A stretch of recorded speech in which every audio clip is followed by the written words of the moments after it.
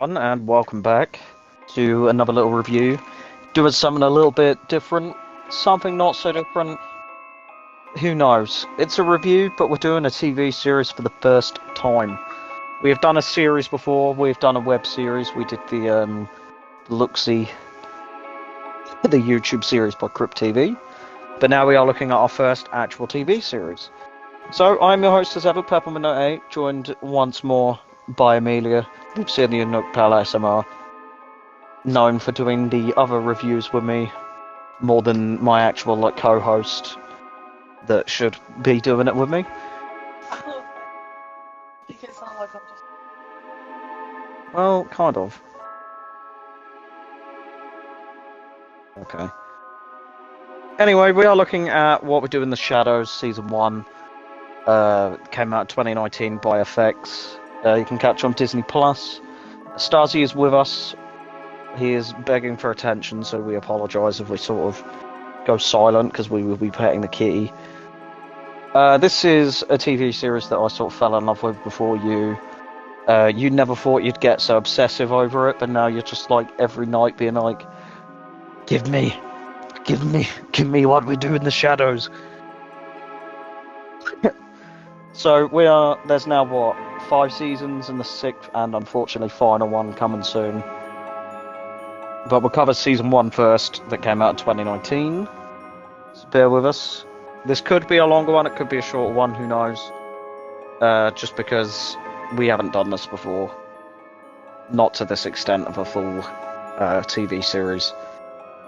So in regards to a premise, it's similar to the movie of the same name that we have also covered, the Taika Waititi and Jermaine Clement mockumentary-style movie, except of course this is a TV series that follows a new cast of characters.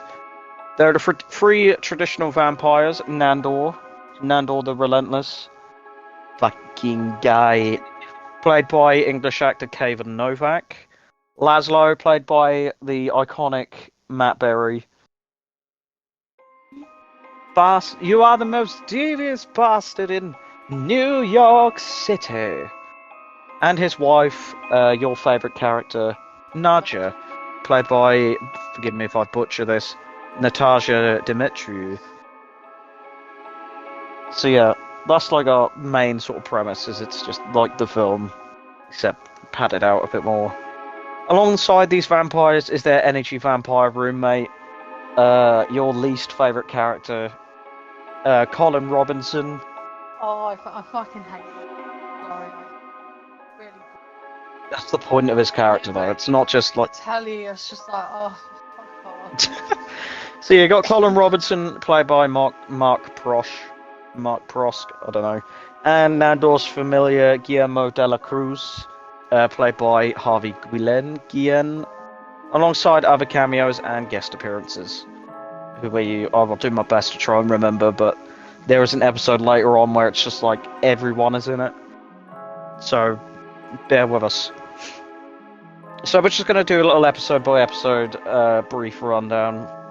It has been a little while since we've watched this. We have watched this series like night by night for however many nights we've gone through now. Spoilers ahead, of course, but it's on Disney+, so do with that as you please. So we begin with episode 1, the OG.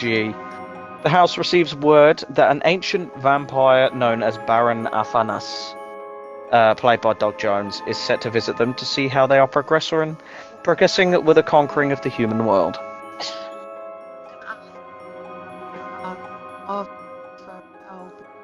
This show is very gay.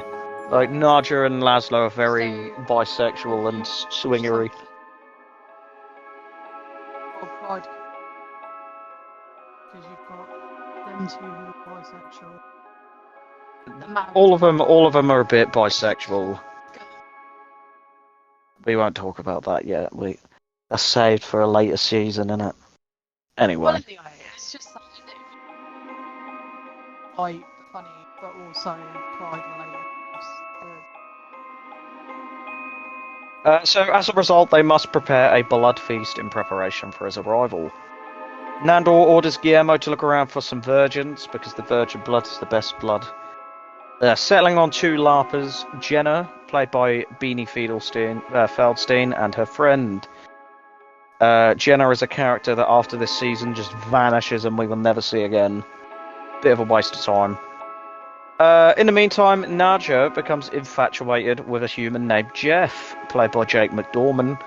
A human that she believes is a lover from her past that has been repeatedly decapitated in each life. Guillermo also celebrates serving Nandor for 10 years, believing he may be finally turned into a vampire by Nandor, but he doesn't. Instead, he gets this weird little glitter painting. Moving on to episode 2, in order to impress the Baron, Colin comes up with the idea of winning over the city council in order to appear in charge.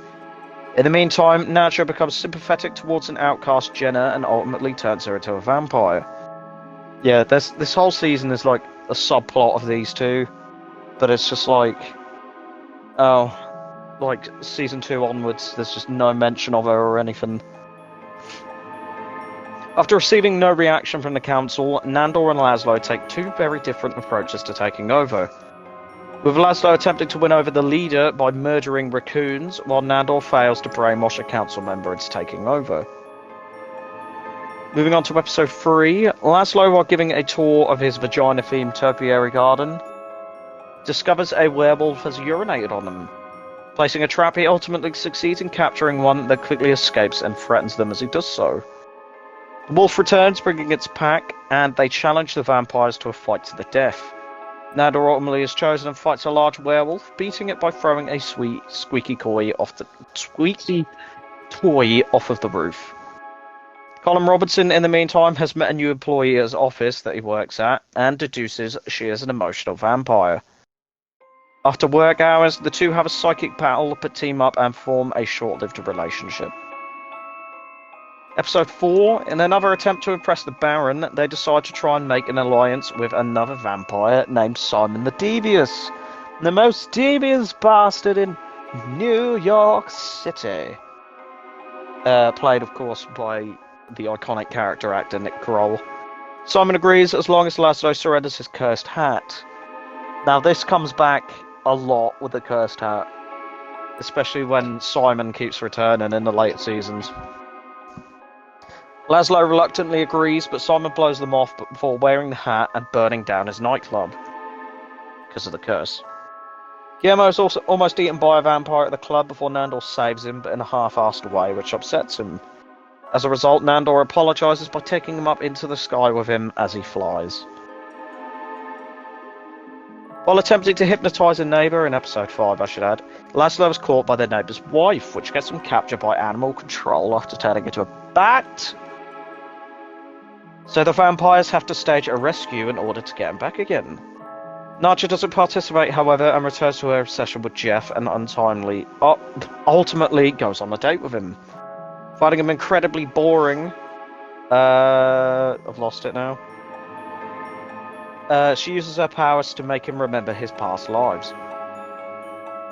After Nandor fails to rescue Laszlo, he is also captured, causing him to call for Nadja's help. She does so, leaving Jeff alone and to be arrested by police for his insane-sounding ramblings. The Baron awakens from his slumber, and demands that he goes out for the night with the vampires. There they all get high on people's blood, make the mistake of eating human food, and try and keep the Baron from telling everyone he's a vampire. Including killing their neighbour, trying not to get him to kill their neighbour, Shawnee! We drank the blood of some people, and those people were drugs. And now I'm a wizard! Due to their lack of success with taking over, the vampires initially planned to kill the Baron, but changed their mind after taking pity on him.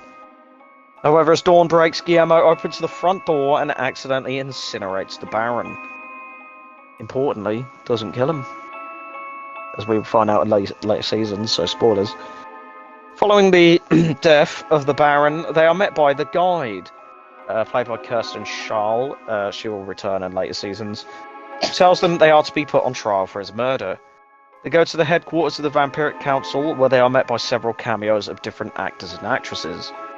Now, I'm not going to list them all off, but this includes like Dave Bautista, who we have last seen in Army of the Dead.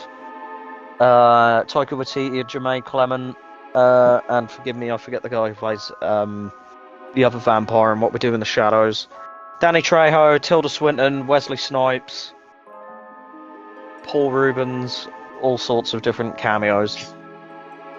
Found guilty for their crime, they are put to death as punishment, but Guillermo and Colin come to their rescue, saving them from sunlight.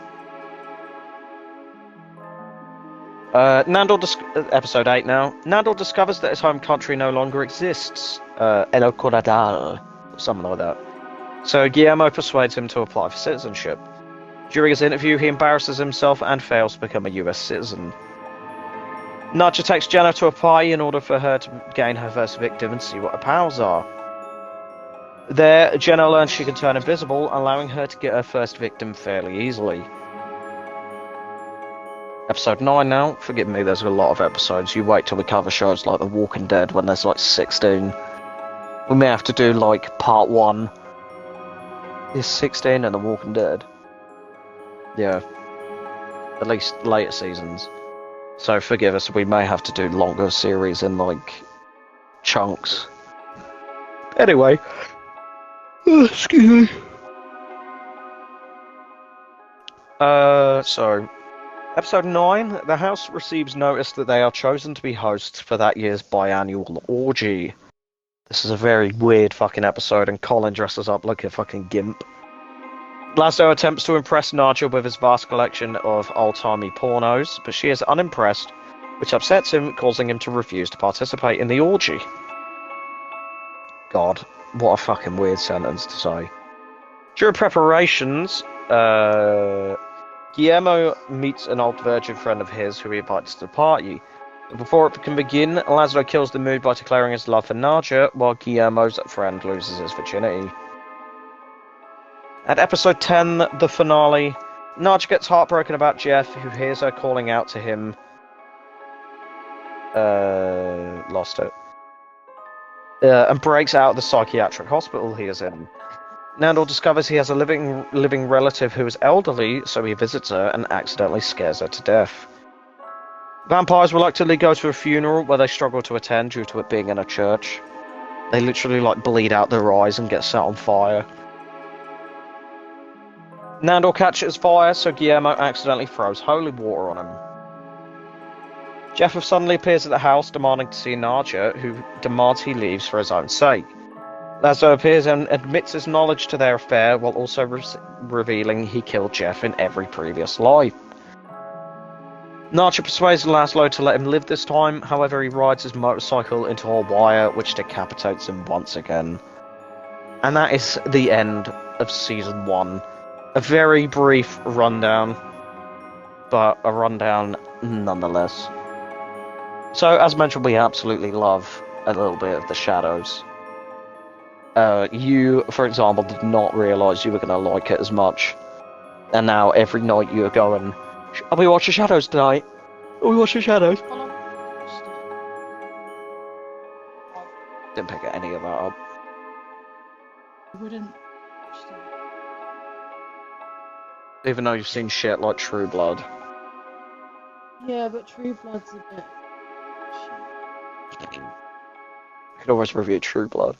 Like, There's BDSM in True Blood. It's really weird. it's very weird. It's more traditional along the lines of vampires. We are heartbroken that it's going to come to an end, though. Anything else you wanted to add before we wanted to wrap up? Just that. Colin Robinson. I mean, technically he does at one point, and then he just comes back. Yeah, genuine disappointment there. But anyway, that is it for Season 1. Bear with us, we will probably, adapt this series to be a bit different. But this is just a little trial episode. I've been your host, Have a Purple Minute, joined once more by Emilia, the Obsidian Nook, Petal SMR. You find all her links in the description inside of the link tree, as well as all of ours. But in the meantime, enjoy your slumber. I don't know. I don't have an outro. Anyway, we'll see you next time.